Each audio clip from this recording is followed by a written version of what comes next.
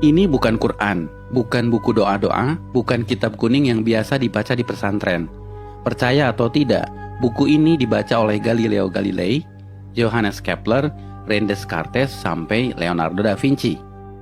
Judul aslinya dalam bahasa Arab adalah Al-Manazil, tapi kemudian diterjemahkan ke bahasa Latin menjadi Book of Optics.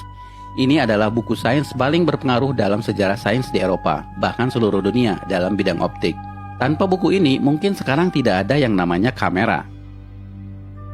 Menariknya, buku ini usianya lebih dari 1000 tahun, tapi sampai sekarang masih relevan. Amazing is that we, all around the world, we talk about Newton as being the father of optics, and yet here we are, 1,000 years ago. Siapa penulis buku ini?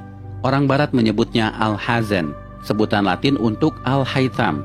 Ya, beliau adalah Ibnu Al-Haytham, seorang ilmuwan muslim di abad ke-11, di mana ketika itu Islam sedang dalam masa keemasannya.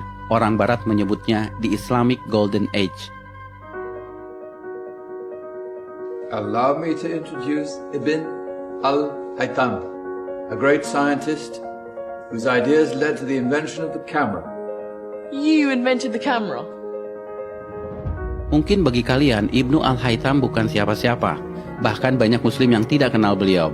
Tapi di Eropa, beliau sangat terkenal, disejajarkan dengan Galileo dan Newton, karena beliau adalah peletak dasar ilmu tentang cahaya. Sehingga Ibnu Al-Haytham disebut sebagai The Fathers of Optics. Karena itu pada tahun 2015, UNESCO pernah mengadakan perayaan The International Year of Light untuk mengenang 1000 tahun karya Al-Haytham. I am pleased to partner with the international organization 1001 Inventions to launch the World of Ibn al-Haytham Global Campaign to promote light science for the benefit of all. A groundbreaking scientist from 1,000 years ago, the life and work of Ibn al-Haytham have never been as relevant as they are today. Salah satu temuan Ibnu Al-Haytham yang paling merevolusi pandangan sains dunia ketika itu adalah bagaimana beliau menjelaskan cara mata kita bekerja. Sebelum adanya beliau, para ilmuwan Yunani seperti Plato dan Euclid percaya bahwa mata mengeluarkan semacam sinar ke arah objek untuk bisa melihat. Hal itu kemudian dibantah oleh Ibnu Al-Haytham. Justru matalah yang menangkap patulan cahaya sehingga kita bisa melihat. Bahkan beliaulah yang memetakan bagian-bagian mata yang berfungsi mengatur masuknya cahaya, seperti iris, pupil, kornea, dan retina. Temuannya ini bukan sekedar teori, Ibnu Al-Haytham membuktikannya dengan eksperimen. Bahkan eksperimennya yang bisa dibilang cukup sederhana ketika itu, menjadi dasar bagi penemuan kamera zaman sekarang, yang pada saat itu disebut kamera obscura. By the way, tahukah kalian, kata kamera berasal dari bahasa Latin yang artinya ruangan. Sedangkan obscura artinya gelap. Jadi kamera obscura artinya ruangan gelap. Dinamakan seperti itu karena Ibnu Al-Haytham melakukan eksperimennya di ruangan gelap saat beliau di penjara. Beliau di penjara karena penguasa Mesir pernah memanggilnya untuk mengatasi banjir sungai Nil. Namun usahanya dianggap gagal dan sang raja marah, lalu memenjarakannya. Tapi saat di penjara inilah justru jadi momen bersejarah bagi Ibnu Al-Haytham dan bagi perkembangan dunia sains modern. Salah satunya adalah penemuan kamera obscura. We have a beautiful view of a nice church just outside the window here. Now, if I close this blinds, through this pinhole I created in this blind, I'll be able to capture an image of this church on this transparent screen. However, it's an inverted image, as Ibn al-Haytham explained and demonstrated. If I let this eye look through this pinhole, I'm gonna be able to see the image of the church again, invert it back on the retina. Kalau menurut kalian temuan Ibnu Al-Haytham ini biasa saja, perhatikan bahwa Ibnu Al-Haytham bukan sekedar menjelaskan cara kerja mata, tapi sifat dari cahaya itu sendiri. Beliaulah yang pertama membuktikan bahwa cahaya berjalan dalam lintasan lurus, sehingga beliau bisa menjelaskan pantulan cermin, pembiasan cahaya, dan fenomena-fenomena lainnya. Dan ini menjadi landasan penemuan semua teknologi yang melibatkan cahaya, seperti kabel optik, laser, komunikasi satelit, sampai akselerator partikel.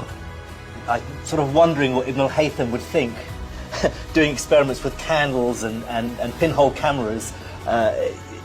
Well, he wouldn't even be able to imagine a world 1,000 years later. I think it's come a long way, but ultimately we're using exactly the same principles that he was thinking about back then. Itulah kenapa buku Al-Haytham ini menjadi sangat penting bagi perkembangan sains modern. Apa yang kalian pelajari di sekolah dalam bab optik seperti cermin, pembiasan cahaya, lensa, cara kerja kamera, teleskop, mikroskop, semuanya berasal dari buku yang usianya 1000 tahun ini. Namun sayang, Ibnu Al-Haytham tidak pernah disebutkan di buku-buku sekolah.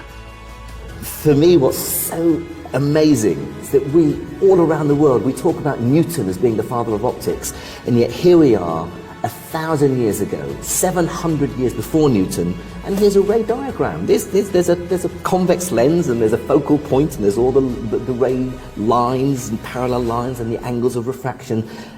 Here it is, 1,000 years ago. Dan kalian perlu tahu, buku yang beliau tulis tentang sains bukan hanya ini, tapi Ibnu Al-Haytham menulis lebih dari 200 buku. Dan bukan hanya tentang optik, tapi juga matematika, astronomi, dan engineering. Sayang, sebagian besar bukunya hilang. Ini adalah daftar buku-buku beliau yang terselamatkan. Sekali lagi, nama Ibnu Al-Haytham mungkin bagi kalian tidak populer, tidak sepopuler Newton atau Einstein. Tapi asal kalian tahu, nama Ibnu Al-Haytham atau Al-Hazan begitu pentingnya sampai nama beliau dijadikan nama salah satu kawah di bulan. Dan beliau juga diabadikan dalam mata uang Irak, 10.000 dinar.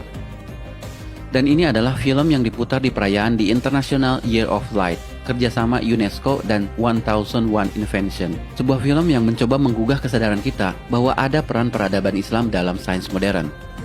I found a way of projecting an image onto another surface through a small hole in a dark room, later called camera obscura. Abbas ibn Farnas. He dared to dream about flying 1,000 years before the Wright brothers. Nah guys, dalam momen Ramadan ini, mari kita merenung. Jika kalian seorang muslim, tidak melulu harus pandai dalam urusan agama. Ibnu Al-Haytham adalah contoh bahwa seorang muslim juga bisa berperan dalam kemajuan peradaban dunia dalam ilmu pengetahuan. Karyanya melampaui batas agama, batas negara, bahkan batas waktu. His book changed everything, and he's regarded by many as being the father of modern optics. In fact, I'd go further than that and say he was the greatest physicist in the 2,000-year span between Archimedes and Isaac Newton.